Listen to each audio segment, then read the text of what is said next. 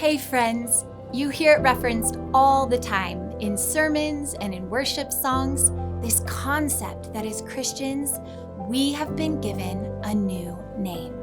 But where does this idea come from?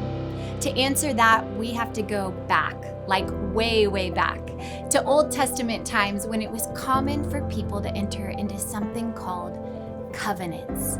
A covenant is a promise. And in ancient times, people took covenants very, very seriously. Two people would bind themselves together, vowing to fulfill certain obligations to each other, and then they would seal the deal with a covenant ceremony where they would exchange robes, weapons, blessings and curses, names, and even their oldest sons. Today, I want to talk about the exchange of names. Exchanging names meant that if I, Elizabeth Kiefer, made a covenant with you, Jane Smith, my name from that time on would be Elizabeth Smith Kiefer. We would take your name and smush it right in the middle of mine. You'll remember one famous covenant story from Scripture where this happened. God, who was called Yahweh, stuck the letters AH from his own name into the middle of Abram's name. And from that time on, Abram was called Abraham.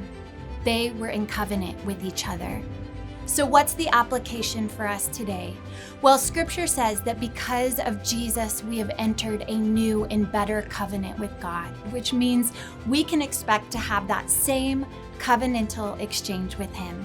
That's why those of us who believe in Jesus are called Christians. We carry Christ's name. So I want to ask you today, how would you walk differently if you knew Jesus had given you his very name? Would you enter God's presence with more confidence in your access to the Father? Would you be more eager to represent Christ's humble love on earth? Would you walk in the kind of kingdom authority that brings healing and breakthrough, knowing you had a name to back you up?